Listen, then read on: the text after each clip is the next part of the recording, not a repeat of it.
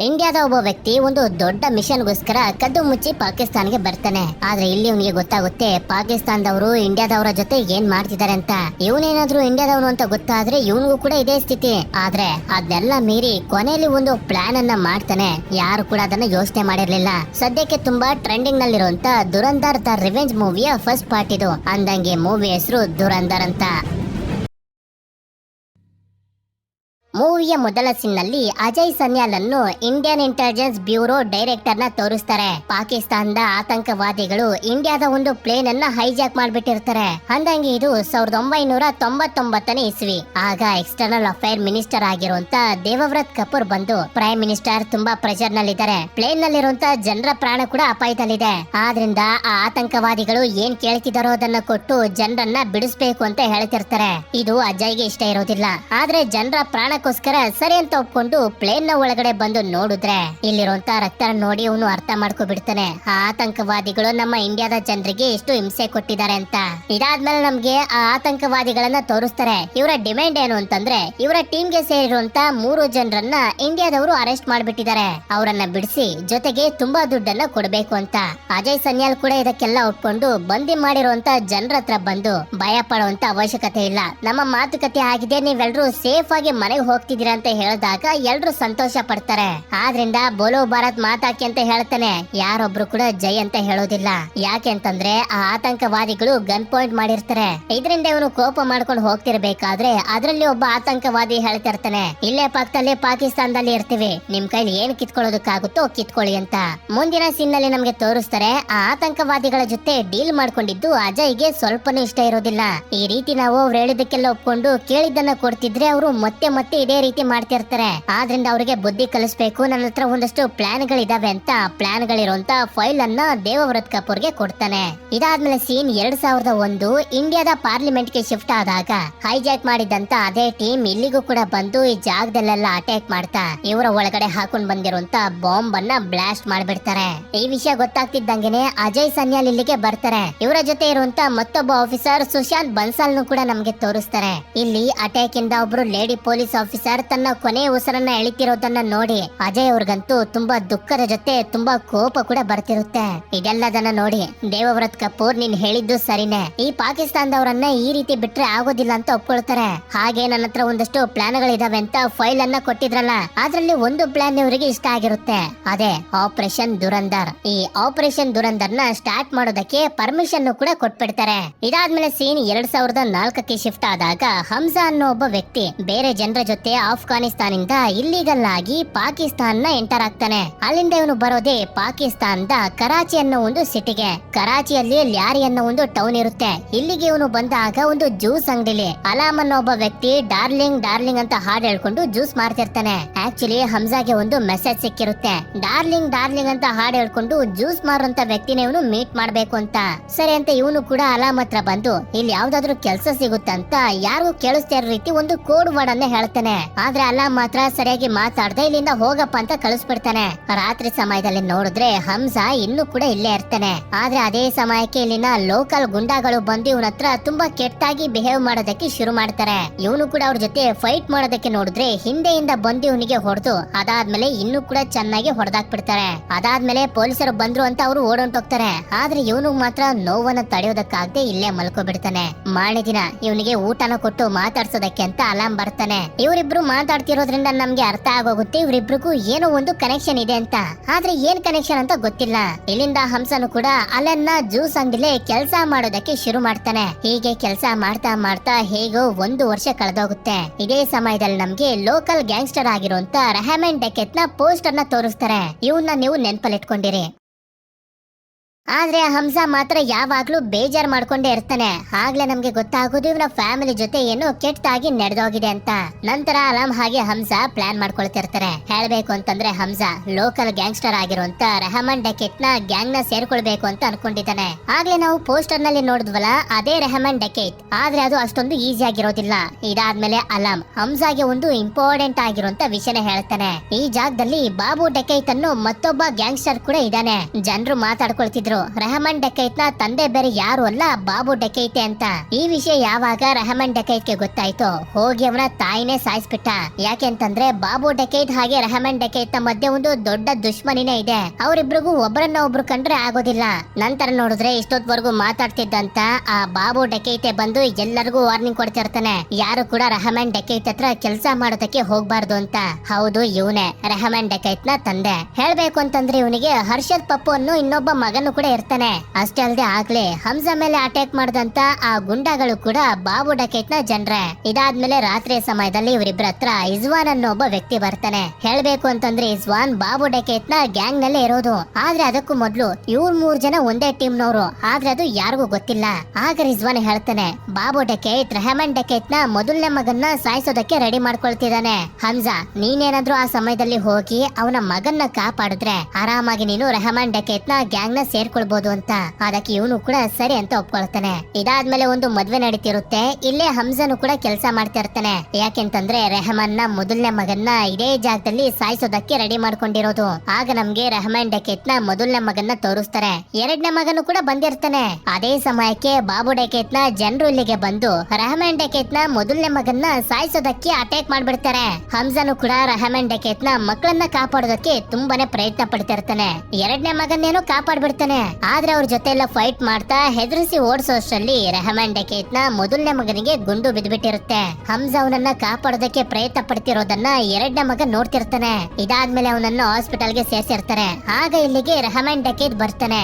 ಇವನು ಸತ್ತಿರುವಂತೆ ಇವನ ಮಗನ್ನ ನೋಡಿ ತುಂಬಾನೇ ದುಃಖ ಪಡ್ತಾನೆ.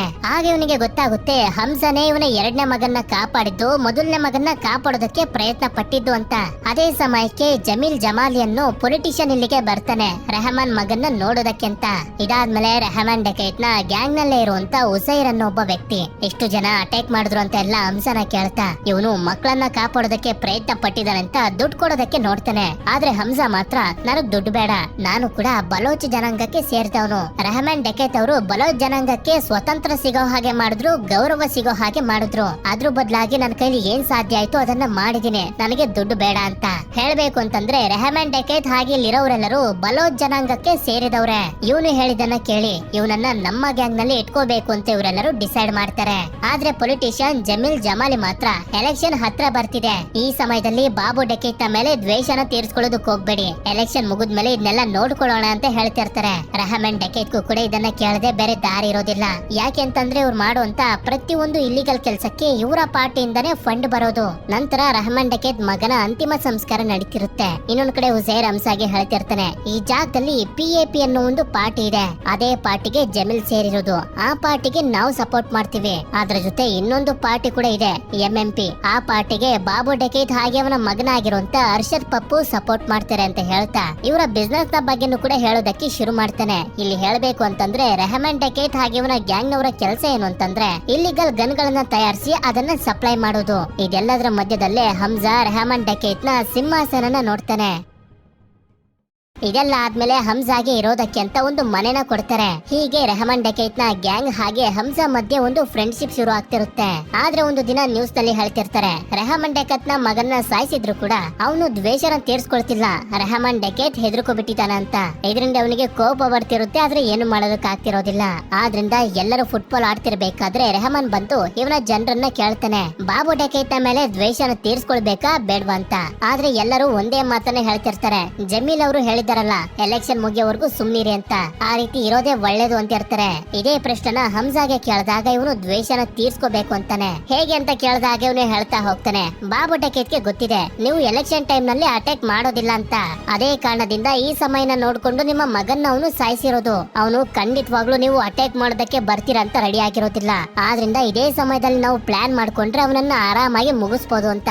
ರೆಹಮಾನ್ಗೂ ಕೂಡ ಇವನ ಪ್ಲಾನ್ ಇಷ್ಟ ಆಗುತ್ತೆ. ನಂತರ ಮೊದಲು ಹಂಸಾ ಹಾಗೆ ಗ್ಯಾಂಗ್ ನವರೆಲ್ಲ ಹೋಗಿ ರೆಹಮಾನ್ ಡಕೈತ್ ಮಗನ್ನ ಸಾಯಿಸಿರುವಂತ 3 ಜನರನ್ನ ಹುಡುಕಿ ತುಂಬಾ ಕ್ರೂರವಾಗಿ ಸಾಯಿಸ್ಬಿಡ್ತಾರೆ. ಹಾಗೆ ಇನ್ನೊಂದ್ ಕಡೆ ಬಾಬು ಡಕೈತ್ ಕೂಡ ರಾಜಾರೋಷವಾಗಿ ಆಟೋದಲ್ಲಿ ಹೋಗ್ತಿರ್ಬೇಕಾದ್ರೆ ಆಟೋಗೆ ಆಕ್ಸಿಡೆಂಟ್ ಮಾಡ್ತಾರೆ. ಮಾಡಿದ್ದು ಬೇರೆ ಯಾರು ಅಲ್ಲ ಹಂಸಾ ಮತ್ತೆ ಗ್ಯಾಂಗ್ ನವರು. ನಂತರ ಇಲ್ಲಿಗೆ ರೆಹಮಾನ್ ಬರ್ತಾನೆ. ಆದ್ರೆ ಬಾಬು ಇವನನ್ನ ಬೇಡ್ಕೊತಿರ್ತಾನೆ. ಆದ್ರೆ ರೆಹಮಾನ್ ಮಾತ್ರ ಇವನ ಒಂದು ಮಾತನ್ನು ಕೇಳೋದಿಲ್ಲ. ಒಂದು ವಸ್ತುನ ತಗೊಂಡು ತುಂಬಾ ಕ್ರೂರವಾಗಿ ಇವನ ತಲೆನ ಜಜ್ಜಿ ಸಾಯಿಸ್ಬಿಡ್ತಾನೆ. ಅಷ್ಟೇ ಅಲ್ಲದೆ ಇಲ್ಲಿವರೆಗೂ ಬಾಬು ಡಕೈತ್ ಆಳ್ತಿದ್ದಂತ ಎಲ್ಲಾ ಏರಿಯಾನ ಇವನ ವಶಕ್ಕೆ ತಗೊಳ್ತಾನೆ. ಹೇಳ್ತಿರ್ತಾನೆ. ಇದಾದ್ಮೇಲೆ ಸೀನ್ 2007ಕ್ಕೆ ಶಿಫ್ಟ್ ಆದಾಗ ರೆಹಮಾನ್ ಡಕೇತ್ ಸಪೋರ್ಟ್ ಮಾಡುವಂತ ಜಮೀಲ್ ನ PAP ಪಾರ್ಟಿ ಎಲೆಕ್ಷನ್ ಅಲ್ಲಿ ಗೆದ್ದಿರುತ್ತೆ. ಇದರಿಂದ ಜಮೀಲ್ ಸ್ಪೀಚ್ ಅನ್ನ ಕೊಡ್ತಿರ್ಬೇಕಾದ್ರೆ ಅದೇ ಸಮಯಕ್ಕೆ ರೆಹಮಾನ್ ಬಂದಿದ್ದನ್ನ ನೋಡಿ ಎಲ್ರು ಕಿರ್ಚಾಡ್ತಿರ್ತಾರೆ, ಅಂದ್ರೆ ಅಷ್ಟೊಂದು ಸಪೋರ್ಟ್ ಮಾಡ್ತಿರ್ತಾರೆ. ಇದನ್ನ ನೋಡಿ ಜಮೀಲ್ಗೆ ಸ್ವಲ್ಪ ಭಯ ಆಗುತ್ತೆ. ಇಲ್ಲೇ ಇರೋ ಜಮೀಲ್ ನ ಮಗಳು ಎಲಿನಾ ನಮ್ಗೆ ತೋರಿಸ್ತಾರೆ. ಹಮ್ಜಾ ಹಾಗೆ ಎಲಿನಾ ಒಬ್ಬರನ್ನೊಬ್ರು ನೋಡ್ತಿದ್ದಂಗೆನೆ ಇಷ್ಟ ಪಡೋದಕ್ಕೆ ಶುರು ಮಾಡ್ಬಿಟ್ಟಿರ್ತಾರೆ. ಆದ್ರೆ ಎಲಿನಾ ಯಾವ್ದೋ ಒಂದು ವಿಷಯಕ್ಕೋಸ್ಕರ ಇವಳ ತಾಯಿ ಜೊತೆ ಸಣ್ಣದಾಗಿ ಜಗಳ ಮಾಡ್ತಿರ್ತಾಳೆ. ಇನ್ನೊಂದ್ ಕಡೆ ನೋಡಿದ್ರೆ PAP ಪಾರ್ಟಿಯ ಮುಖ್ಯವಾಗಿರೋ ಮೆಂಬರ್ ಆಗಿರೋಂತ ಜಾವೇದ್ ಅನ್ನೋ ಒಬ್ಬ ವ್ಯಕ್ತಿ ರೆಹಮಾನ್ ಹತ್ರ ಬಂದು ಹೇಳ್ತಿರ್ತಾನೆ, ಲ್ಯಾರಿ ಟೌನ್ ನಲ್ಲಿ ನಿಮ್ಗೆ ಇಷ್ಟೊಂದು ಸಪೋರ್ಟ್ ಇದೆ ಅಂತಂದ್ಮೇಲೆ ಜಮೀಲ್ ಬದಲು ನೀವೇ ಯಾಕೆ ಎಲೆಕ್ಷನ್ ಗೆ ನಿಂತ್ಕೊಳ್ಳಲ್ಲ ಅಂತ. ಆದ್ರೆ ಇದನ್ನ ನೋಡಿ ಜಮೀಲ್ ಇವ್ರ ಹತ್ರ ಬಂದು ಜಾವೇದ್ ನ ರೆಹಮಾನ್ ಹತ್ರ ಮಾತಾಡೋದಕ್ಕೆ ಬಿಡ್ತಿರೋದಿಲ್ಲ. ಆಗ ರೆಹಮಾನ್ ಜಮೀಲ್ ನ ಸೈಡ್ ಕರೆದು ಹೇಳ್ತಿರ್ತಾನೆ, ನಾನು ಎಲೆಕ್ಷನ್ ನಲ್ಲಿ ನಿಂತ್ಕೊಳ್ಬೇಕು ಅಂತಿದ್ದೀನಿ ಅಂತ. ಇದರಿಂದ ಇವನಿಗೆ ಕೋಪ ಬರ್ತಿರುತ್ತೆ, ಆದ್ರೆ ಕೋಪನ ತೋರ್ಸ್ಕೊಳ್ಳೋದಕ್ಕೆ ಹೋಗ್ತಿರೋದಿಲ್ಲ. ಇದೇ ಸಮಯದಲ್ಲಿ ಇವನ ಹೆಂಡತಿ ಹಾಗೆ ಮಕ್ಕಳು ಜಗಳ ಆಡ್ತಿರೋದನ್ನ ನೋಡಿ ಎಲಿನ ಫೋನ್ ಅನ್ನ ಕಿತ್ಕೊಂಡು ಇಲ್ಲೇ ಎಸ್ಬಿಟ್ಟು ಕರ್ಕೊಂಡು ಹೊಟ್ಟೋಗ್ತಾನೆ. ಆದ್ರೆ ಫೋನ್ ಅನ್ನ ಹಮ್ಜಾ ಎತ್ಕೊಳ್ತಾನೆ. ನಂತರ ಉಜಯ್ ರೆಹಮಾನ್ ಗೆ ಹೇಳ್ತಿರ್ತಾನೆ, ನಮ್ಮನ್ನ ಮೀಟ್ ಮಾಡೋದಕ್ಕೆ ಬಂದಿದ್ದಂತ ಆ ಜಾವೇದ್ ಅನ್ನೋ ವ್ಯಕ್ತಿ ಹಾಗೆ ಅವನ ಬ್ರದರ್ ಸೇರಿ ತುಂಬಾ ಇಲ್ಲಿಗಲ್ ಬಿಸ್ನೆಸ್ ಗಳನ್ನ ಮಾಡ್ತಾರೆ. ಅದರಲ್ಲಿ ಮುಖ್ಯವಾದ ಬಿಸ್ನೆಸ್ ಅಂತಂದ್ರೆ ಇಂಡಿಯಾದ 500,000 ನೋಟ್ ಗಳನ್ನ ಫೇಕ್ ಪ್ರಿಂಟ್ ಮಾಡೋದು. ಆ ರೀತಿ ಪ್ರಿಂಟ್ ಮಾಡಿದಂತ ಫೇಕ್ ನೋಟುಗಳನ್ನ ಇಂಡಿಯಾದ ಉತ್ತರ ಪ್ರದೇಶದಿಂದ ಎಲ್ಲಾ ಕಡೆನೂ ಸರ್ಕ್ಯುಲೇಟ್ ಮಾಡ್ತಾರೆ ಅಂತ. ಇದನ್ನ ಕೇಳಿ ಹಮ್ಜಾನು ಕೂಡ ಹೇಳ್ತಿರ್ತಾನೆ, ಆ ರೀತಿ ದೊಡ್ಡ ಬಿಸ್ನೆಸ್ ಮ್ಯಾನ್ ಗಳ ಜೊತೆ ಫ್ರೆಂಡ್ಶಿಪ್ ಮಾಡೋದು ಸರಿ ಅಂತ. ಇಲ್ಲಿ ರೆಹಮಾನ್ಗೆ ಹಮ್ಜಾ ಕೆಲಸ ತುಂಬಾನೇ ಇಷ್ಟ ಆಗಿ ಅವನಿಗೆ ದುಡ್ಡು ಹಾಗೆ ಒಂದು ಬೈಕ್ ಅನ್ನ ಕೊಡಿಸ್ತಾನೆ. ಆ ಬೈಕ್ ಅನ್ನ ತಗೊಂಡು ಹಮ್ಜಾ ಸೀದಾ ಒಂದು ಕ್ಲಬ್ ಹತ್ರ ಬರ್ತಾನೆ ಎಲಿನಾನ ಮೀಟ್ ಮಾಡೋದಕ್ಕೆ ಅಂತ.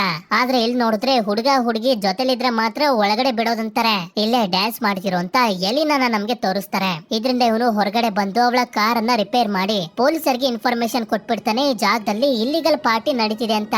ಇದರಿಂದ ಪೊಲೀಸರು ರೈಡ್ ಮಾಡೋದಕ್ಕೆ ಬಂದಾಗ ಇವಳು ತಪ್ಪಿಸ್ಕೊಂಡು ಹೋಗೋದಕ್ಕೆ ನೋಡ್ತಾಳೆ, ಆದ್ರೆ ಕಾರ್ ಸ್ಟಾರ್ಟ್ ಆಗೋದಿಲ್ಲ.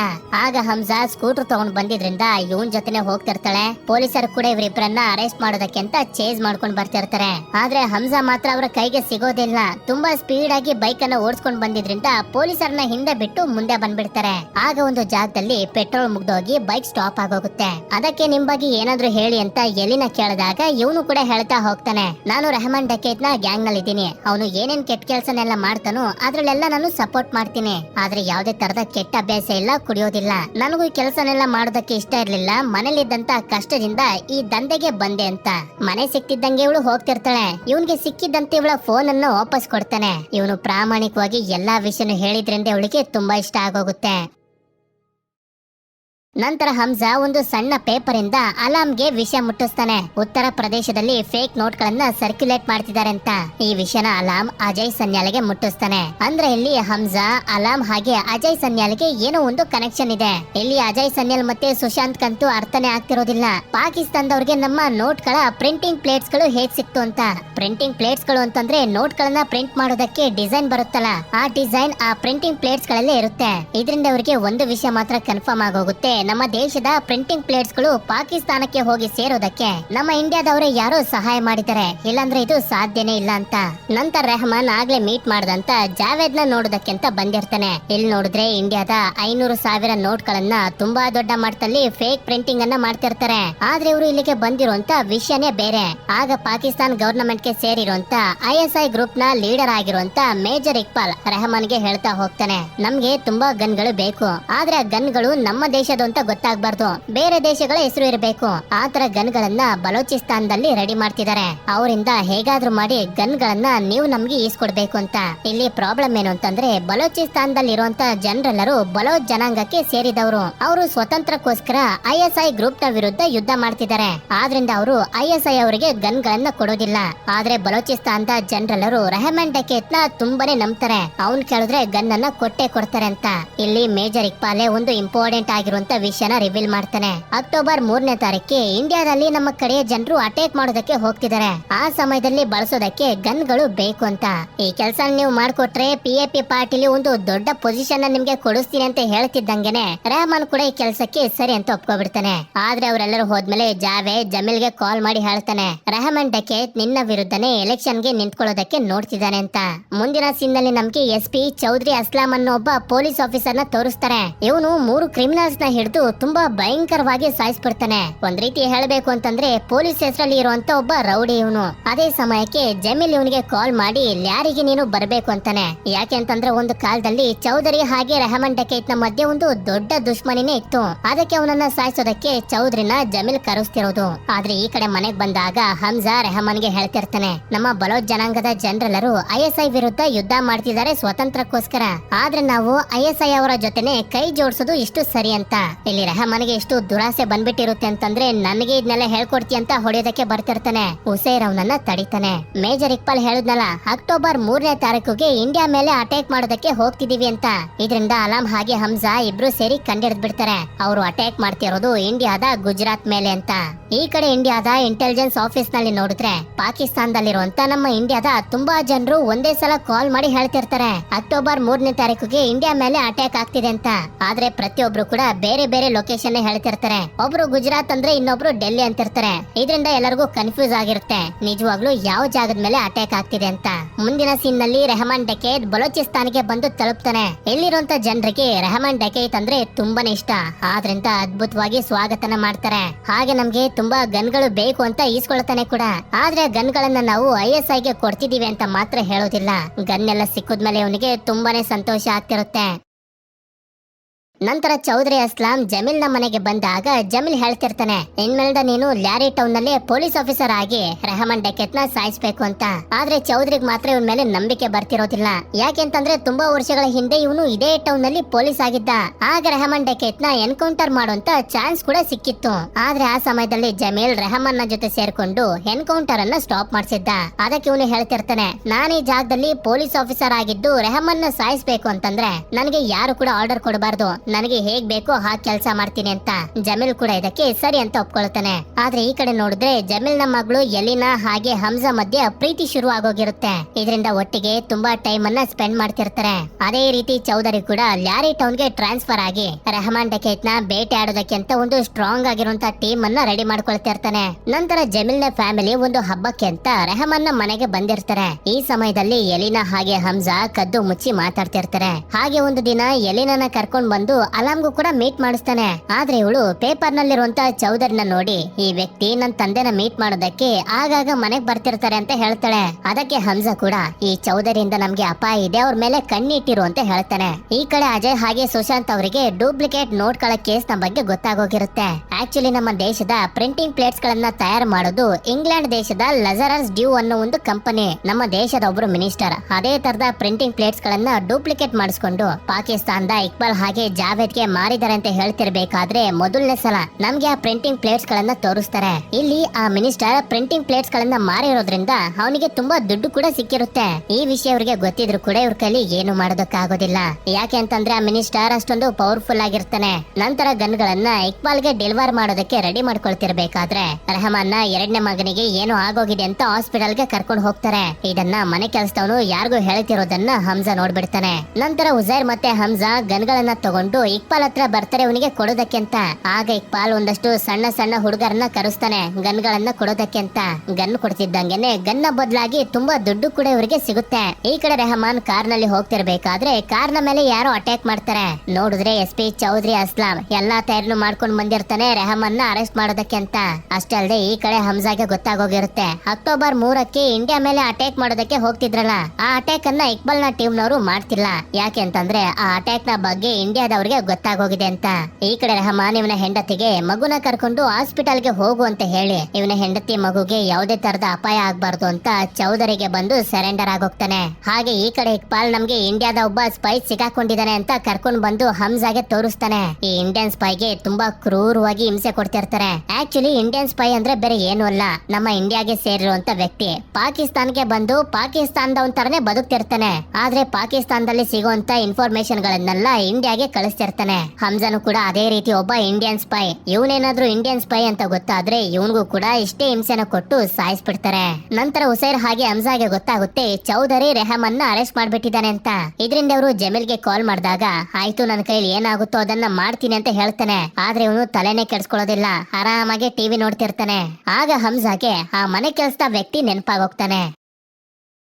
ಈ ಕಡೆ ರೆಹಮಾನ್ನ ಕರ್ಕೊಂಡು ಹೋಗ್ತಿರ್ಬೇಕಾದ್ರೆ ಚೌಧರಿ ಕಡೆಯ ಜನರು ಇವನಿಗೆ ಚೆನ್ನಾಗಿ ಹೊಡಿತಿರ್ತಾರೆ. ಹಾಗೆ ಹಂಜಾ ರೆಹಮಾನ್ನ ಮನೆಗೆ ಬಂದು ಇಲ್ಲಿರುವಂತ ಕೆಲಸದ ವ್ಯಕ್ತಿಗೆ ಚೆನ್ನಾಗಿ ಹೊಡಿತಿರ್ತಾನೆ. ರೆಹಮಾನ್ನ ಮಗನ ಊಟದಲ್ಲಿ ಏನ್ ಮಿಕ್ಸ್ ಮಾಡಿದ್ದೆ, ಯಾರ್ ನಿನ್ಗೆ ರೆಹಮಾನ್ನ ಹೊರಗಡೆ ಹೋಗೋ ರೀತಿ ಮಾಡು ಅಂತ ಹೇಳಿದ್ದು ಹೇಳು ಅಂತ. ಯಾವಾಗ ಇವನ ಒಂದೊಂದೇ ಬೆರಳುಗಳನ್ನ ಕಟ್ ಮಾಡ್ತಿರ್ತಾನೋ ಹೇಳ್ಬಿಡ್ತಾನೆ. ಇದನ್ನೆಲ್ಲ ಮಾಡೋದಕ್ಕೆ ಹೇಳಿದ್ದು ಹರ್ಷದ್ ಪಪ್ಪು ಅಂತ. ಹೌದು, ಬಾಬು ಡೆಕೈತ್ ನ ಮಗ ಹರ್ಷದ್ ಪಪ್ಪುನೇ. ಅದೇ ಸಮಯಕ್ಕೆ ಎಲಿನ ಕಾಲ್ ಮಾಡಿ ನಿನ್ಗೊಂದು ವಿಡಿಯೋ ಕಳಿಸಿದೀನಿ ನೋಡು ಅಂತಾಳೆ. ಇವನು ಕೂಡ ವಿಡಿಯೋ ನೋಡ್ತಾನೆ. ನಂತರ ಎಲ್ಲೂ ಕೂಡ ಹೊರಗಡೆ ಓಡಾಡ್ಬೇಡ, ಸೀದಾ ನನ್ ಮನೆಗೆ ಹೋಗು, ನನ್ ಬರೋವರೆಗೂ ಅಲ್ಲೇ ಇರುವಂತಾನೆ. ನಂತರ ರೆಹಮಾನ್ನ ಸಾಯಿಸೋದಕ್ಕೆ ಒಂದು ಜಾಕೆ ಕರ್ಕೊಂಡು ಹೋಗ್ತಿರ್ತಾರೆ. ಈ ಕಡೆ ಜಮೀಲ್ಗೆ ಒಂದು ವಿಡಿಯೋ ಬರುತ್ತೆ. ಈ ವಿಡಿಯೋದಲ್ಲಿ ಹರ್ಷದ್ ಪಪ್ಪು, ಜಮೀಲ್ ಹಾಗೆ ಚೌಧರಿ ರೆಹಮಾನ್ನ ಸಾಯಿಸೋದಕ್ಕೆ ಪ್ಲಾನ್ ಮಾಡ್ಕೊಳ್ತಿರ್ತಾರೆ. ಇದೇ ವಿಡಿಯೋನ ಎಲಿನಾ ಹಂಜಾಗೆ ಕಳಿಸಿದ್ದು. ಆಗ ಹಂಜಾ ಜಮೀಲ್ಗೆ ಕಾಲ್ ಮಾಡಿ ರೆಹಮಾನ್ ನನ್ಗೆ ಸೇಫ್ ಆಗಿ ಬೇಕು, ಇಲ್ಲ ಅಂತಂದ್ರೆ ವಿಡಿಯೋ ಟಿವಿಲೆಲ್ಲ ಓಡಾಡ್ತಿರುತ್ತೆ ಅಂತಾನೆ. ಈ ಕಡೆ ಚೌಧರಿ ರೆಹಮಾನ್ನ ಸಾಯಿಸೋದಕ್ಕೆ ರೆಡಿ ಮಾಡ್ಕೊಳ್ತಿರ್ಬೇಕಾದ್ರೆ ಜಮೀಲ್ ಇವನ್ಗೂ ಕೂಡ ವಿಡಿಯೋನ ಕಳಿಸಿ ಹೇಳ್ತಾನೆ, ಯಾವುದೇ ಕಾರಣಕ್ಕೂ ಅವನನ್ನ ಸಾಯಿಸ್ಬೇಡ, ಬಿಟ್ಬಿಡು ಅಂತ. ಆದ್ರೆ ಇವನ್ ಮಾತ್ರ ಒಪ್ಕೊಳ್ಳೋದಿಲ್ಲ. ಈ ವಿಷಯನ ಹಂಜಾಗೆ ಹೇಳಿದಾಗ ಹಂಜಾ ಕೂಡ ಅವನ ಆಫೀಸ್ ಎಲ್ಲಿದೆ ಅಂತ ಜಮೀಲ್ನ ಕೇಳ್ತಾನೆ. ನಂತರ ಚೌಧರಿ ಆಫೀಸ್ ಅನ್ನ ಕಂಟ್ರೋಲ್ಗೆ ತಗೊಳ್ತಾರೆ. ಆಗ ಚೌಧರಿಗೆ ಒಂದು ವಿಡಿಯೋ ಬರುತ್ತೆ. ಆ ವಿಡಿಯೋದಲ್ಲಿ ಚೌಧರಿಯ ಟೀಮ್ ಅವರಿಗೆ ಚೆನ್ನಾಗಿ ಹೊಡಿತಾ ಹಂಜಾ ಹೇಳ್ತಿರ್ತಾನೆ, ನಿನ್ನ ಜನರು ಬದುಕಿರ್ಬೇಕು ಅಂತಂದ್ರೆ ರೆಹಮಾನ್ನ ಕರ್ಕೊಂಡ್ ಬಂದು ನಮ್ಗೆ ಸೇಫ್ ಆಗಿ ಒಪ್ಪಿಸು ಅಂತ. ಬೇರೆ ದಾರಿ ಇಲ್ದೆ ಚೌಧರಿ ಕೂಡ ಅವನನ್ನ ಒಪ್ಪಿಸೋದಕ್ಕೆ ಕರ್ಕೊಂಡ್ ಬಂದಿರ್ತಾನೆ. ಇದರಿಂದ ರೆಹಮಾನ್ ಕೂಡ ನಗ್ನಗ್ತಾನೆ ಅವನ ಗ್ಯಾಂಗ್ ಅವ್ರ ಹತ್ರ ಹೋಗ್ತಾನೆ. ಆಗ ಚೌಧರಿ ಹಂಜಾನ ಕರೆದು ಇದೆಲ್ಲ ಇಲ್ಲಿಗೆ ಮುಗಿಯೋದಿಲ್ಲ ಅಂತ ಹೇಳ್ತಾನೆ. ನಂತರ ರೆಹಮಾನ್ ಸೇಫ್ ಆಗಿ ಬಂದಿರೋದ್ರಿಂದ ಎಲ್ಲರೂ ತುಂಬಾನೇ ಸಂತೋಷ ಪಡ್ತಿರ್ತಾರೆ. ರೆಹಮಾನ್ ಅಂತೂ ಹಂಜಾ ಕೆಲಸದಿಂದ ತುಂಬಾ ಸಂತೋಷವಾಗಿರ್ತಾನೆ. ಆದ್ರೆ ಇಲ್ಲಿ ಹಂಜಾ ಇವನನ್ನ ಸಾಯಿಸೋದಕ್ಕೆ ಜಮೀಲ್ ಇದ್ರಲ್ಲಿ ಇನ್ವಾಲ್ವ್ ಆಗಿದ್ದ ಅಂತ ಹೇಳೋದಿಲ್ಲ. ಬರೀ ಹರ್ಷದ್ ಪಪ್ಪು ಹಾಗೆ ಚೌಧರಿ ಮಾತ್ರ ಇನ್ವಾಲ್ವ್ ಆಗಿದ್ರು ಅಂತ ಹೇಳ್ತಾನೆ. ಇದಾದ್ಮೇಲೆ ಇವನು ಮನೆಗ್ ಬಂದಾಗ ಎಲಿನಾ ಇವನ್ಗೋಸ್ಕರ ಕಾಯ್ತಿರ್ತಾಳೆ. ಅಂದ್ರೆ ಇವರಿಬ್ರು ಜೊತೆಲೆ ಬದುಕೋದಕ್ಕೆ ಶುರು ಮಾಡ್ತಾರೆ. ನಂತರ ರೆಹಮಾನ್ ಇಕ್ಬಾಲ್ ನ ಮೀಟ್ ಮಾಡೋದಕ್ಕೆ ಬಂದಾಗ ಇಂಡಿಯನ್ ನ್ಯೂಸ್ ಚಾನೆಲ್ ಗಳಲ್ಲಿ ಹೇಳ್ತಿರ್ತಾರೆ, ಪಾಕಿಸ್ತಾನ್ಗೆ ಸೇರಿರುವಂತ ಒಂದಷ್ಟು ಹುಡುಗರು ಮುಂಬೈನ ಮೇಲೆ ಅಟ್ಯಾಕ್ ಮಾಡ್ಬಿಟ್ಟಿದ್ದಾರೆ ಅಂತ. ಅಂದಂಗೆ ಅಟ್ಯಾಕ್ ಮಾಡಿರುವಂತ ಹುಡುಗರು ಬೇರೆ ಯಾರು ಅಲ್ಲ, ಆಗ್ಲೇ ಹಂಜಾ ಗನ್ನನ್ನು ಕೊಟ್ಟಿದ್ನಲ್ಲ ಸಣ್ಣ ಸಣ್ಣ ಹುಡುಗರು ಅವ್ರೇನೆ. ಇದರಿಂದ ಇವನಿಗೆ ಭಯ, ಬೇಜಾರು, ಶಾಕ್ ಹಾಗೆ ಪಶ್ಚಾತ್ತಾಪ ಎಲ್ಲ ಒಟ್ಟಿಗೆ ಆಗ್ತಿರುತ್ತೆ. ಆದ್ರೆ ಯಾರ ಮುಂದೆನೂ ಜಾಸ್ತಿ ತೋರಿಸ್ಕೊಳ್ತಿರೋದಿಲ್ಲ. ಅಂದಂಗೆ ಅಟ್ಯಾಕ್ ಮಾಡಿದ್ದು ಅಕ್ಟೋಬರ್ 3ಕ್ಕಲ್ಲ, ಬದಲಾಗಿ ನವೆಂಬರ್ 26ಕ್ಕೆ. ಇದನ್ನೆಲ್ಲ ನೋಡಿ ಅಜಯ್ ಸನ್ಯಾಲ್ಗೂ ಕೂಡ ತುಂಬಾನೇ ದುಃಖ ಆಗೋಗುತ್ತೆ. ಇದರಿಂದ ಹಂಜಾ ಅಲಾಮ್ ಹತ್ರ ಬಂದು ಕೇಳ್ತಿರ್ತಾನೆ, ನಾವು ಇನ್ಫಾರ್ಮೇಶನ್ ಕೊಟ್ಟಿದ್ವಲ್ಲ, ಆದ್ರೂ ಏನಕ್ಕೆ ಅವರು ತಡಿಲಿಲ್ಲ ಅಂತ. ನಾವು ಇನ್ಫಾರ್ಮೇಶನ್ ಕೊಟ್ಟಿದ್ದು ಅಕ್ಟೋಬರ್ 3ಕ್ಕೆ, ನವೆಂಬರ್ 26ಕ್ಕಲ್ಲ ಅಂತ ಇವನು ಹೇಳಿದಾಗ ಹಂಜಾಗೆ ಇವನ್ ಮೇಲೆ ಇವನಿಗೆ ತುಂಬಾ ಕೋಪ ಬರ್ತಿರುತ್ತೆ. ಯಾಕೆ ಅಂತಂದ್ರೆ ಆ ಹುಡುಗರಿಗೆ ಗನ್ ಅನ್ನ ಇವನ ಕೈಯಾರೇನೆ ಕೊಟ್ಟಿದ್ದ. ಇದೇ ಕೋಪದಲ್ಲಿ ನಾನು ಅವರೆಲ್ಲರನ್ನು ಸಾಯಿಸ್ಬಿಡ್ತೀನಿ ಅಂತ ಇವನು ಹೇಳ್ತಿದ್ರೆ ಆಗ ಅಲಾಮ್ ನಾವ್ ಯುದ್ಧನ ಗೆಲ್ಬೇಕು ಅಂತಂದ್ರೆ ತಾಳ್ಮೆಯಿಂದ ಒಂದೊಂದೇ ಹೆಜ್ಜೆನ ಇಡಬೇಕು ಅಂತ ಇವನಿಗೆ ಸಮಾಧಾನ ಮಾಡ್ತಾನೆ. ಹೇಳ್ಬೇಕು ಅಂತಂದ್ರೆ ಅಲಾಮ್ ಕೂಡ ಒಬ್ಬ ಇಂಡಿಯನ್ ಸ್ಪೈ. ಇದಾದ್ಮೇಲೆ ಇನ್ಫಾರ್ಮೇಶನ್ ಗಳಿರುವಂತ ಒಂದು ಬುಕ್ ಅನ್ನ ಇವನಿಗೆ ಕೊಡ್ತಾನೆ. ಅದನ್ನ ತಗೊಂಡು ಇವನು ಮನೆಗ್ ಬಂದ್ರೆ ಎಲಿನಾ ತುಂಬಾ ಕೋಪ ಮಾಡ್ಕೊಂಡಿರ್ತಾಳೆ. ನೆನ್ನೆ ಎಲ್ಲ ಎಲ್ಲಿಗೆ ಹೋಗಿದ್ದೆ, ನಿನ್ಗೋಸ್ಕರ ನಾನು ಎಷ್ಟೊತ್ವರೆಗೂ ಕಾಯ್ತಿದ್ದೆ ಅಂತ. ಆಗ ಇವನು ಕೂಡ ಕೋಪದಿಂದಾನೆ, ನಾನು ಇಡೀ ಲ್ಯಾರಿ ಟೌನ್ ಗೆ ಕಿಂಗ್ ಆಗ್ಬೇಕು, ನಿನ್ಗೆ ನನ್ ಜೊತೆ ಇರೋದಕ್ಕೆ ಇಷ್ಟ ಇತ್ತು ಅಂತಂದ್ರೆ ನನ್ನ ಯಾವ್ದೇ ತರದ ಪ್ರಶ್ನೆ ಕೇಳಬಾರ್ದು, ಆಗೋದಿಲ್ಲ ಅಂತಂದ್ರೆ ಇಲ್ಲಿಂದ ಹೊಟ್ಟೋಗು ಅಂತ. ಆದ್ರೆ ಇವಳು ಇವನ್ ಜೊತೆನೆ ಇರ್ಬೇಕು ಅಂತ ಡಿಸೈಡ್ ಮಾಡ್ತಾಳೆ. ನಂತರ ಸೀನ್ 2009ಕ್ಕೆ ಶಿಫ್ಟ್ ಆದಾಗ ಪಾಕಿಸ್ತಾನದ ಪ್ರೆಸಿಡೆಂಟ್ ಇವನ PAP ಪಾರ್ಟಿ ಲ್ಯಾರಿ ಟೌನ್ ನಲ್ಲಿ ಎಲೆಕ್ಷನ್ ಗೆದ್ದಿರೋದ್ರಿಂದ ಸ್ಪೀಚ್ ಅನ್ನ ಕೊಡ್ತಿರ್ತಾನೆ. ಇದ್ರ ಜೊತೆಗೇನೆ ಮುಂದಿನ ವರ್ಷದಿಂದ ಲ್ಯಾರಿ ಟೌನ್ ನಲ್ಲಿ ಜಮೀಲ್ ನ ಬದಲು ರೆಹಮಾನ್ ಎಲೆಕ್ಷನ್ ಗೆ ನಿಂತ್ಕೊಳ್ತಾನೆ ಅಂತಾನು ಕೂಡ ಇಂಟ್ರೊಡ್ಯೂಸ್ ಮಾಡ್ತಾನೆ. ಇದನ್ನ ಕೇಳಿ ಜಮೀಲ್ಗೆ ಸ್ವಲ್ಪನೂ ಇಷ್ಟ ಆಗೋದಿಲ್ಲ. ಜಮೀಲ್ ಕೋಪ ಮಾಡ್ಕೊಂಡಿರೋದನ್ನ ಹಂಜಾ ಕೂಡ ನೋಡ್ತಾನೆ. ಈ ರೀತಿ ರೆಹಮಾನ್ ಎಲೆಕ್ಷನ್ ಗೆ ನಿಂತಿರೋದು ಚೌಧರಿಗಂತೂ ಇನ್ನೂ ಇಷ್ಟ ಇರೋದಿಲ್ಲ. ಇದಾದ್ಮೇಲೆ ಮನೆಗ್ ಬಂದಾಗ ಎಲಿನಾಗೂ ಕೂಡ ಗೊತ್ತಾಗಿರುತ್ತೆ ಇವಳ ತಂದೆ ಪವರ್ ಇಂದ ಕೆಳಗಡೆ ಇಳಿತಿದ್ದಾನೆ ಅಂತ. ಅದ್ರ ಬಗ್ಗೆ ಅವಳಿಗೆ ಜಾಸ್ತಿ ಏನು ಟೆನ್ಷನ್ ಇರೋದಿಲ್ಲ. ಆದ್ರೆ ಹಂಜಾ ಮಾತ್ರ ನಾಳೆ ನಿನ್ ತಂದೆನ ಮನೆ ಕರಿ ನಾನ್ ಮಾತಾಡ್ಬೇಕು ಅಂತಾನೆ. ಜಮೀಲ್ ಕೂಡ ಮಾರನೇ ದಿನ ಅವ್ರ ಮನೆಗೇನೋ ಬಂದಿರ್ತಾನೆ. ಆದ್ರೆ ಹಂಜಾ ಮೇಲೆ ತುಂಬಾ ಕೋಪ ಮಾಡ್ಕೊಂಡಿರ್ತಾನೆ. ಅವತ್ತಿವನು ಮಧ್ಯ ಬರ್ದೇ ಇದ್ದಿದ್ರೆ ಇವತ್ತು ರೆಹಮಾನ್ ಸಾಯ್ತಿದ್ದ, ಇಷ್ಟೆಲ್ಲ ಆಗ್ತಾನೆ ಇರ್ಲಿಲ್ಲ ಅಂತ. ಆಗ ಹಂಜಾ ಕೂಡ ಹೇಳ್ತಾ ಹೋಗ್ತಾನೆ, ನೀವು ಪವರ್ ನಲ್ಲಿ ಇರೋದಕ್ಕೆ ಒಂದ್ಸಲ ರೆಹಮಾನ್ ನ ಸಹಾಯ ತಗೊಳ್ತೀರಾ, ಒಂದ್ಸಲ ಚೌಧರಿ ಸಹಾಯನ ತಗೊಳ್ತೀರಾ. ಅವರು ನಿಮ್ಗೆ ಯಾವಾಗ ಬೇಕಾದ್ರೂ ಮೋಸ ಮಾಡಬಹುದು. ಅಕಸ್ಮಾತ್ ಲ್ಯಾರಿ ಟೌನ್ ಅನ್ನ ಆಳುವಂತ ಕಿಂಗ್ ನಿಮ್ ಜೊತೆ ಇದ್ರೆ ನಿಮ್ಮವನಾಗಿದ್ರೆ ಹೇಗಿರುತ್ತೆ ಅಂತ. ಇಲ್ಲಿ ಹಂಜಾ ಏನ್ ಹೇಳ್ತಿರೋದು ಅಂತಂದ್ರೆ ರೆಹಮಾನ್ ನ ಸಾಯಿಸೋದಕ್ಕೆ ಇವನು ಜಮೀಲ್ಗೆ ಸಹಾಯ ಮಾಡ್ತಾನೆ. ಆದ್ರೆ ಅದಾದ್ಮೇಲೆ ರೆಹಮಾನ್ ನ ಬದಲು ಲ್ಯಾರಿ ಟೌನ್ ಗೆ ಇವನ್ ಕಿಂಗ್ ಆಗ್ಬೇಕು. ಅದಾದ್ಮೇಲೆ ಇವನು ಜಮೀಲ್ ಮಗಳು ಎಲಿನನ ಮದ್ವೆ ಆದ್ರೆ ಇವನು ಜಮೀಲ್ಗೆ ಅಳಿಯ ಆಗ್ತಾನೆ. ಇವರಿಬ್ರು ಪಾರ್ಟ್ನರ್ ಆಗಿ ಲ್ಯಾರಿ ಟೌನ್ ಅನ್ನ ಆಳ್ಬಹುದು ಅಂತ. ಇವನಿಗೆ ನಂಬಿಕೆ ಬರ್ಸೋದಕ್ಕೆ ಹಂಜಾ ಆ ವಿಡಿಯೋ ಕೂಡ ಡಿಲೀಟ್ ಮಾಡ್ಬಿಡ್ತಾನೆ. ಇದರಿಂದ ಜಮೀಲ್ ಇದೆಲ್ಲದಕ್ಕೂ ಒಪ್ಕೊಂಡು ಇವರಿಬ್ರು ಮದ್ವೆ ಆಗೋದಕ್ಕೂ ಕೂಡ ಸರಿ ಅಂತ ಹೇಳ್ತಾನೆ. ಹೇಳ್ತಾನೆ. ಮುಂದಿನ ಸೀನ್ ನಲ್ಲಿ ಹಮ್ಜಾ ಹಾಗೆ ಎಲಿನ ಮದ್ವೆಗೆ ರೆಹಮಾನ್ ಡಕೇತ್, ಮೇಜರ್ ಇಕ್ಬಾಲ್, ಇಲ್ಲಿವರೆಗೂ ನಾವ್ ಯಾರ್ಯಾರನ್ನ ನೋಡಿದೀವೋ ಅವರೆಲ್ಲರೂ ಬಂದಿರ್ತಾರೆ. ಆಗ ಮೇಜರ್ ಇಕ್ಬಾಲ್ ರೆಹಮಾನ್ಗೆ ಹೇಳ್ತಿರ್ತಾನೆ, ಮುಂಬೈನ ಮೇಲೆ ಮಾಡಿದ ರೀತಿನೇ ನಾವು ಪಂಜಾಬ್ ನ ಮೇಲೂ ಕೂಡ ಅಟ್ಯಾಕ್ ಮಾಡ್ಬೇಕು ಅಂತ ಅನ್ಕೊಂಡಿದೀವಿ, ಅದಕ್ಕೆ ಗನ್ಸ್ ಗಳು ಬೇಕು ಅಂತ. ಆದ್ರಿಂದ ರೆಹಮಾನ್ ನಾವ್ ಯಾವತ್ತೂ ಫ್ರೀ ಇದೀವಿ ಅಂತ ಹುಸೇನ್ ಕೇಳಿದಾಗ ಇವನಂತೂ ತುಂಬಾ ಕುಡಿದು ಬಿಟ್ಟಿರ್ತಾನೆ, ಬುಕ್ ನ ಕೆಳಗಡೆ ಬಿಡಿಸ್ಬಿಡ್ತಾನೆ. ಅದಕ್ಕೆ ನಾನೇ ನೋಡ್ತೀನಿ ಅಂತ ಹಮ್ಜಾ ಬುಕ್ ಅನ್ನ ಎತ್ಕೊಂಡು ನೋಡಿದಾಗ 9ನೇ ತಾರೀಕು ಒಂದು ಫಂಕ್ಷನ್ ಇದೆ ಅಂತ ಬರ್ದಿರುತ್ತೆ. ಆದ್ರೂ ಕೂಡ ಇವನು ನಾವು 9ನೇ ತಾರೀಕು ಫ್ರೀ ಆಗಿರ್ತೀವಿ, ಅವತ್ತು ಗನ್ ಗಳನ್ನ ಡಿಲಿವರ್ ಮಾಡಬಹುದು ಅಂತ ಹೇಳ್ತಾನೆ. ಇದರಿಂದ 9ನೇ ತಾರೀಕು ಗನ್ ಗಳನ್ನ ಡಿಲಿವರ್ ಮಾಡಬೇಕು ಅಂತ ಡೀಲ್ ಆಗುತ್ತೆ. ಇವನು ಮನೆಗ್ ಬಂದಾಗ ಅಲಾರ್ಮ್ ಕೊಟ್ಟಿದ್ದಂತ ಬುಕ್ ನ ಮೇಲೆ ಒಂದು ಲಿಕ್ವಿಡ್ ಹಾಕ್ತಿದ್ದಂಗೆನೆ ಇಂಡಿಯಾದ ಮೇಲೆ ಯಾರ್ಯಾರು ಅಟ್ಯಾಕ್ ಮಾಡಿದ್ರು ಅವರ ಹೆಸರುಗಳೆಲ್ಲ ಇರುತ್ತೆ. ಇದ್ರಲ್ಲಿ ಇವನು ರೆಹಮಾನ್ ನ ಹೆಸರನ್ನು ಕೂಡ ಬರೀತಾನೆ. ಮುಂದಿನ ಸೀನ್ ನಲ್ಲಿ ಇವನು ಬಲೂಚಿಸ್ತಾನ್ಗೆ ಬಂದು ಇಲ್ಲಿರುವಂತ ಲೀಡರ್ಗೆ ರೆಹಮಾನ್ ಡಕೇತ್ ಅವರು ಹೇಳಿದರೆ 9ನೇ ತಾರೀಕು ಗನ್ ಗಳನ್ನ ಡಿಲಿವರ್ ಮಾಡ್ಬೇಕಂತೆ ಅಂತ ಹೇಳ್ತಾನೆ. ಇಲ್ಲಿ ಇವನಿಗೆ ಇನ್ನೊಂದು ವಿಷಯ ಗೊತ್ತಾಗುತ್ತೆ. ಪಾಕಿಸ್ತಾನ್ ಗವರ್ನಮೆಂಟ್ ನ ISI ಗ್ರೂಪ್ ನವರು ನೀರಿನಲ್ಲಿ ವಿಷನ ಮಿಕ್ಸ್ ಮಾಡಿ ಬಲೂಚಿಸ್ತಾನದ 63 ಮಕ್ಕಳನ್ನ ಸಾಯಿಸ್ಬಿಟ್ಟಿದ್ದಾರೆ ಅಂತ. ನಂತರ ಸೀನ್ 9 ಆಗಸ್ಟ್ ಗೆ ಶಿಫ್ಟ್ ಆದಾಗ ರೆಹಮಾನ್ ಆ ಫಂಕ್ಷನ್ ನ ಅಟೆಂಡ್ ಮಾಡೋದಕ್ಕೆ ಅಂತ ಬಂದಿರ್ತಾನೆ. ಆಗ ಬಲೂಚಿಸ್ತಾನದಿಂದ ಕಾಲ್ ಬರುತ್ತೆ, ಆದ್ರೆ ಹಮ್ಜಾ ಎತ್ತೋದಿಲ್ಲ. ಇದರಿಂದ ಅವರು ಉಸೇರ್ಗೆ ಕಾಲ್ ಮಾಡಿ ಗನ್ ಗಳು ರೆಡಿ ಆಗಿದಾವೆ ತಗೊಂಡ್ ಹೋಗಿ ಅಂತ ಇರ್ತಾರೆ. ಸರಿ ಅಂತ ಉಸೇರ್ ಹಮ್ಜಾನ ರೆಹಮಾನ್ ಹತ್ರನೇ ಇರು ಅಂತ ಹೇಳಿ ಗನ್ ಗಳನ್ನ ತಗೊಂಡ್ ಬರೋದಕ್ಕೆ ಬಲೂಚಿಸ್ತಾನಿಗೆ ಹೋಗ್ತಾನೆ. ಇದಾದ್ಮೇಲೆ ಹಮ್ಜಾ ರೆಹಮಾನ್ ನ ಮನೆ ಕರ್ಕೊಂಡು ಹೋಗ್ತಿರ್ಬೇಕಾದ್ರೆ ಕಾರ್ ನ ಮುಂದೆ ಒಬ್ಬ ಗಾರ್ಡ್ ಇರ್ತಾನೆ. ಆದ್ರಿಂದ ಅವ್ರಿಗೆ ಗೊತ್ತಿಲ್ಲದ ರೀತಿ ದಾರಿನೇ ಚೇಂಜ್ ಮಾಡ್ಬಿಡ್ತಾನೆ. ಆಗ ನಮ್ಗೆ ಗೊತ್ತಾಗುತ್ತೆ ಜಮೀಲ್ ಮತ್ತೆ ಹಮ್ಜಾ ರೆಹಮಾನ್ ನ ಸಾಯಿಸೋದಕ್ಕೆ ಪ್ಲಾನ್ ಮಾಡ್ಕೊಂಡಿದ್ದಾರೆ ಅಂತ. ನಂತರ ರೆಹಮಾನ್ಗೆ ಎಚ್ಚರ ಆಗಿ ಈ ರೋಡಲ್ಲಿ ಏನಕ್ಕೆ ಬರ್ತಿದ್ದೆ ಅಂತ ಕೇಳಿದಾಗ ಅಲ್ಲೆಲ್ಲ ಟ್ರಾಫಿಕ್ ಇತ್ತು ಅಂತ ಹೇಳಿ ಇವನು ಸುಮ್ನೆ ಆಗ್ತಾನೆ. ಆದ್ರೆ ರೆಹಮಾನ್ ಮಾತ್ರ ಡೌಟ್ ಬಂದು ರೇಸರ್ ನ ರೆಡಿ ಮಾಡ್ಕೊಳ್ತಿರ್ತಾನೆ. ನಂತರ ನಮ್ಗೆ ಗೊತ್ತಾಗುತ್ತೆ ಜಮೀಲ್ ಮತ್ತೆ ಹಮ್ಜಾ ಜೊತೆಗೆ ಚೌಧರಿನೂ ಕೂಡ ಸೇರ್ಕೊಂಡಿದ್ದಾನೆ. ಆದ್ರಿಂದ ಹಮ್ಜಾ ಬರ್ತಿರುವಂತ ದಾರಿಲಿ ಮೊದ್ಲಿಂದಾನೇ ಅವನು ಕಾಯ್ತಾ ನಿಂತಿರ್ತಾನೆ.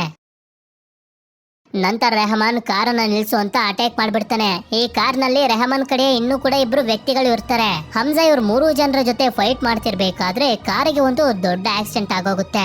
ಅದಕ್ಕೆ ಕಾರನ್ನ ಇಳಿದು ಹಮ್ಜಾ ಕಾಡಿನ ಒಳಗಡೆ ಹೋಗ್ತಾನೆ. ರೆಹಮಾನ್ ಕೂಡ ಅವನ ಹಿಂದೆ ಒಬ್ಬ ವ್ಯಕ್ತಿನ ಕಳಿಸ್ತಾನೆ ಅವನನ್ನ ಸಾಯಿಸೋದಕ್ಕೆ ಅಂತ. ಅದೇ ಸಮಯಕ್ಕೆ ಚೌಧರಿ ಅವನ ಟೀಮ್ ಅವರನ್ನ ಕರ್ಕೊಂಡು ಬಂದು ರೆಹಮಾನ್ ಮೇಲೆ ಅಟ್ಯಾಕ್ ಮಾಡೋದಕ್ಕೆ ಶುರು ಮಾಡ್ತಾನೆ. ಹೀಗೆ ರೆಹಮಾನ್ ಹಾಗೆ ಚೌಧರಿ ಟೀಮ್ ನ ಮಧ್ಯೆ ದೊಡ್ಡ ಫೈಟ್ ನಡೀತಿರ್ಬೇಕಾದ್ರೆ ರೆಹಮಾನ್ ಕಾಡಿನ ಒಳಗಡೆ ಓಡೋಗ್ತಿರೋದನ್ನ ನೋಡಿ ಚೌಧರಿ ಕೂಡ ಅವನನ್ನ ಫಾಲೋ ಮಾಡ್ತಿರ್ತಾನೆ. ಇನ್ನೊಂದ್ ಕಡೆ ರೆಹಮಾನ್ ಕಳಿಸಿದಂತ ವ್ಯಕ್ತಿನ ಹಮ್ಜಾ ಚೆನ್ನಾಗಿ ಹೊಡೆದು ಸಾಯಿಸ್ಬಿಡ್ತಾನೆ. ಈ ಕಡೆ ರೆಹಮಾನ್ ಮತ್ತೆ ಚೌಧರಿ ಇಬ್ರು ಕೂಡ ಫೈಟ್ ಮಾಡ್ತಿರ್ಬೇಕಾದ್ರೆ ಇನ್ನೇನು ರೆಹಮಾನ್ ಇವನನ್ನ ಸಾಯಿಸ್ಬೇಕು ಅಂತ ಅನ್ಕೊಳ್ಳೋಷ್ಟರಲ್ಲಿ ಆಗ ಸಡನ್ ಆಗಿ ಹಮ್ಜಾ ಬಂದು ಇವನಿಗೆ ಚೆನ್ನಾಗಿ ಹೊಡೆಯೋದಕ್ಕೆ ಶುರು ಮಾಡ್ತಾನೆ. ಹೀಗೆ ಹೊಡಿತಾ ಇವನಿಗೆ ಶೂಟ್ ಕೂಡ ಮಾಡ್ತಾರೆ. ಆದ್ರೆ ಪೂರ್ತಿಯಾಗಿ ಸಾಯಿಸೋದಕ್ಕೆ ಹೋಗೋದಿಲ್ಲ. ಆದ್ರಿಂದ ಹಮ್ಜಾ ಇವನ್ ಮೇಲೆ ಯಾರಿಗೂ ಡೌಟ್ ಬರಬಾರ್ದು ಅಂತ ರೆಹಮಾನ್ ಎತ್ಕೊಂಡು ಹಾಸ್ಪಿಟಲ್ ಗೆ ಹೋಗ್ತಿರ್ಬೇಕಾದ್ರೆ ಉಸೇರ್ಗೂ ಕೂಡ ಹೇಳ್ತಾನೆ ಅಟ್ಯಾಕ್ ಆಗೋಗಿದೆ ಬೇಗ ಬಾ ಅಂತ. ಆದ್ರೆ ಹಾಸ್ಪಿಟಲ್ ಗೆ ಬಂದು ತಲುಪೋಷ್ಟರಲ್ಲಿ ರೆಹಮಾನ್ ಸತ್ತೋಗಿರ್ತಾನೆ. ಈ ವಿಷಯ ಎಲ್ಲರಿಗೂ ಗೊತ್ತಾಗುತ್ತೆ. ಹಾಗೆ ಟಿವಿಲೂ ಕೂಡ ಬರ್ತಿರುತ್ತೆ. ಇದಾದ್ಮೇಲೆ ಇವನು ಗಾಯಗೊಂಡಿರುವಂತ ಸ್ಥಿತಿಲೇ ಮನೆಗೆ ಬರ್ತಾನೆ. ಆದ್ರೆ ಎಲಿನಾದ್ರ ಬಗ್ಗೆ ಏನು ಇವನನ್ನ ಕೇಳೋದಕ್ಕೆ ಹೋಗೋದಿಲ್ಲ. ಸ್ವಲ್ಪ ಹೊತ್ತಿನ ನಂತರ ಇವನು ಸಂಭಾಳಿಸ್ಕೊಂಡು ಆ ಬುಕ್ ಅನ್ನು ತೆಗೆದು ರೆಹಮಾನ್ ಹೆಸರನ್ನ ನೋಡ್ತಿರ್ತಾನೆ. ಆಗ ನಮ್ಗೆ ಗೊತ್ತಾಗುತ್ತೆ ಹಮ್ಜಾನ ಸ್ಪೈನ ರೀತಿ ರೆಡಿ ಮಾಡಿ ಪಾಕಿಸ್ತಾನ್ಗೆ ಕಳಿಸಿರೋದು ಬೇರೆ ಯಾರು ಅಲ್ಲ, ಅಜಯ್ ಸನ್ಯಾಲ್. ಅಷ್ಟೇ ಅಲ್ಲದೆ ಹಮ್ಜಾನ ನಿಜವಾದ ಹೆಸರು ಜಸ್ಕಿರತ್ ಸಿಂಗ್ ರಂಗಿ ಅಂತ. ಇವನು ರೆಹಮಾನ್ ಏನು ಸಾಯಿಸಿದಾನೆ. ಆದ್ರೆ ಸಾಯಿಸಬೇಕಾಗಿರುವಂತ ಕ್ರಿಮಿನಲ್ಸ್ ಗಳು ಇನ್ನೂ ಕೂಡ ಉಳಿದಿದ್ದಾರೆ. ಇದಾದ್ಮೇಲೆ ಕೊನೆಯ ಸೀನ್ ನಲ್ಲಿ ನಮ್ಗೆ ಗೊತ್ತಾಗುತ್ತೆ ಜಸ್ಕಿರತ್ ಜೀವನದಲ್ಲಿ ಹಿಂದೆ ಏನೇನಾಗಿತ್ತು, ಮುಂದೆ ಏನೇನೆಲ್ಲ ಆಗುತ್ತೆ ಅಂತ ಪಾರ್ಟ್ 2 ನಮ್ಗೆ ಗೊತ್ತಾಗುತ್ತೆ ಅಂತ. ಇಲ್ಲಿಗೆ ಮೂವಿ ಎಂಡ್ ಆಗುತ್ತೆ. ಸರಿ, ಈ ಮೂವಿ ನಿಮ್ಗೆ ಇಷ್ಟ ಆಗಿರುತ್ತೆ ಅಂತ ಅನ್ಕೊಂಡಿದೀನಿ. ಇಷ್ಟ ಆಗಿತ್ತು ಅಂತಂದ್ರೆ ನನಗೆ ಕಮೆಂಟ್ ಮಾಡಿ ತಿಳಿಸಿ ಈ ಮೂವಿಲಿ ಹಮ್ಜಾನ ನಿಜವಾದ ಹೆಸರು ಏನು ಅಂತ. ಹಾಗೆ ವಿಡಿಯೋ ಇಷ್ಟ ಆಗಿತ್ತು ಅಂತಂದ್ರೆ ಲೈಕ್ ಮಾಡಿ. ಸರಿ, ಸಿಗೋಣ ಮತ್ತೊಂದು ಅಮೇಜಿಂಗ್ ಆಗಿರುವಂತ ವಿಡಿಯೋದಲ್ಲಿ.